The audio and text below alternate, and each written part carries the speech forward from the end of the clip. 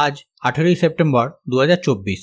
তো প্রথমেই মার্কেটের কথা বলি। আজ নিফটি ফ্ল্যাট ওপেন হয় এবং প্রথম দিকে পজিটিভই ছিল এবং নতুন হাইও বানিয়ে দেয় 25,482 লেভেলে। তারপরে সাডেনলি ফল হয় এবং 41 পয়েন্ট নেগেটিভে ক্লোজ করেছে। তো মার্কেট প্রথম দিকে যখন পজিটিভ ছিল তখন থেকেই বেশিরভাগ মানুষের পোর্টফোলিও অতটা পজিটিভ ছিল না, কারণ নিফটি 50 পজিটিভ থাকলেও নিফটি মিড ক্যাপ ইন্ডেক্সে আজ একটা ভালো কারেকশন দেখা গেছে, যার জন্য এই ইন্ডেক্সের স্টকগুলো সেইভাবে চলছে না এবং মার্কেট নেগেটিভ থাকার কারণ আইটি স্টকগুলোর জন্য। আজ আইটি ইন্ডেক্স প্রায় 3% নেগেটিভ এবং এই ইন্ডেক্সের বড় বড় কোম্পানি ইনফোসিস, উইপ্রো, টিসিএস, এমফাসিস, এলটিটিএসে প্রায় 3 থেকে 5% কারেকশন দেখা গেছে, কারণ আজকেই ইউএস ফেডের ইন্টারেস্ট রেট কমানোর নিয়ে সিদ্ধান্ত হবে, যার ওপর নজর পুরো বিশ্বের থাকবে। অনেক অ্যানালিস্ট মনে করছেন এবার ইউএস ফেড 25 বেসিস পয়েন্ট থেকে 50 বেসিস পয়েন্ট পর্যন্ত রেট কাট করতে পারে বা হাই চান্সও আছে। যদি এটা বাস্তবে হয় এবং ফেডের কমেন্ট্রিও যদি পজিটিভ থাকে তাহলে ইউএস মার্কেট প্লাস পুরো গ্লোবাল মার্কেট পজিটিভ হবে, আর যদি না হয় তাহলে মার্কেটে শর্ট টার্ম কারেকশন আসবে। কিন্তু এবারে রেট কাট হওয়ার চান্স খুব বেশি, কারণ ইউএস এর অন্যান্য ডেটা যেমন ইনফ্লেশন ডেটা, জব ডেটা এবং জিডিপি ডেটা সবকটাই ভালো এসেছে, তাই এবারে হাই চান্স আছে রেট কাট হওয়ার। তো এই রেট কাট হওয়ার যে নিউজ সেটা আস্তে আস্তে প্রায় 11টা থেকে 11:30 বাজবে, তো আমি সেটার আপডেট টেলিগ্রামে জানিয়ে দেব। এবং ইউএস মার্কেট এখন ওপেন হয়ে গেছে, তো সেখানেও এখন দেখতে পাচ্ছেন কোনো রিয়াকশন দেখা যাচ্ছে না, ফ্ল্যাটই চলছে।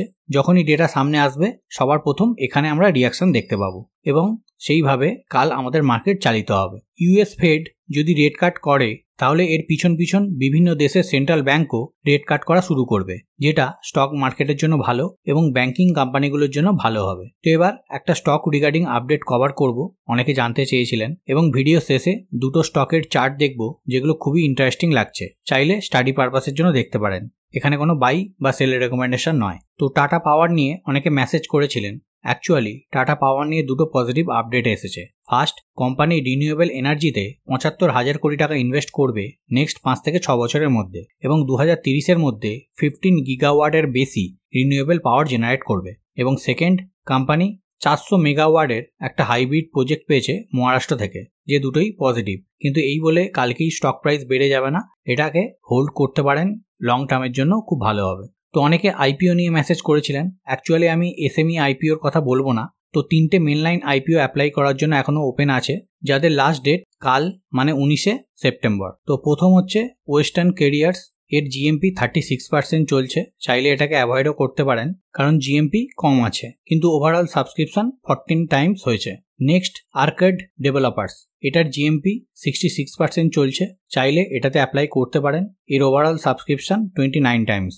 আর লাস্ট, নর্দার্ন এআরসি ক্যাপিটালস, এর জিএমপি 76% চলছে, চাইলে এটাকে অ্যাপ্লাই করতে পারেন, এর ওভারঅল সাবস্ক্রিপশন 20 টাইমস আছে। তো প্রত্যেকটা আইপিওর লাস্ট ডেট কাল, তাই সাবস্ক্রিপশনও বাড়বে এবং জিএমপিও বাড়তে পারে। তো আইপিও পেলে ভালো একটা ক্যাপিটাল গেন হয়ে যায়, তো নিজেদের রিস্ক অনুযায়ী কাজ করে নেবেন। এবার দুটো স্টকের চার্ট ডিসকাস করব যেগুলো খুবই ইন্টারেস্টিং লাগছে। তো প্রথম স্টক এনটিপিসি লিমিটেড। তো এখানে ডেইলি চার্ট ওপেন করা আছে, স্টকটা একদম ব্রেকআউট লেভেলে ট্রেড করছে।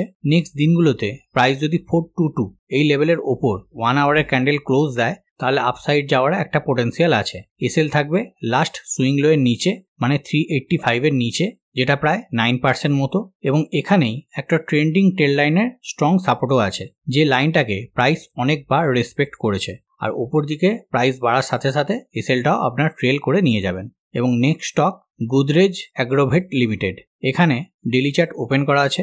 এই স্টকটা একটা ফ্ল্যাগ অ্যান্ড পোল প্যাটার্ন বানিয়েছে, কিন্তু এন্ট্রি এক্ষুনি না। প্রাইস যখন লাস্ট সুইং হাই মানে 870 লেভেলের ওপরে 1 আওয়ারের ক্যান্ডেল ক্লোজ দেবে তখনই এন্ট্রি। এসএল থাকবে ফ্ল্যাগের নিচে, মানে 760 নিচে, প্রায় 13% মতো, এবং উপর দিকে যাওয়ার অনেকটাই পোটেন্সিয়াল আছে, কারণ পোলের লেন্থ যতটা ততটাই। তো প্রাইস বাড়ার সঙ্গে সঙ্গে এসএলটাও ট্রেল করে নেবেন। তো এই দুটো স্টক স্টাডি পারপাসের জন্য দেখবেন, যারা টেকনিক্যাল নিয়ে কাজ করেন তাদের একটু হেল্প হতে পারে, কোনো বাই বা সেলের রেকমেন্ডেশন হিসাবে নেবেন না। তো ভিডিও শেষে জাস্ট একবার গ্লোবাল মার্কেটটা দেখে নিই। তো এখন ইউএস মার্কেট ফ্ল্যাটই চলছে, কারণ রেট কাটের নিউজ এখনও আসেনি।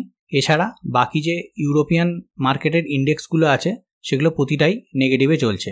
তো দেখা যাক নিউজ কি আসে, সেই অনুযায়ী কাল আমাদের মার্কেট ওপেন হবে এবং নিউজটা আমি টেলিগ্রামে জানিয়েও দেবো। তো এখানেই আমার ছোট্ট ভিডিওটা এন্ড আপ করলাম। যদি ইনফরমেশন আপনাদের হেল্পফুল বলে মনে হয় তাহলে অবশ্যই লাইক অ্যান্ড শেয়ার করে দেবেন। আজকের মতো বাই বাই, ভালো থাকবেন, সুস্থ থাকবেন।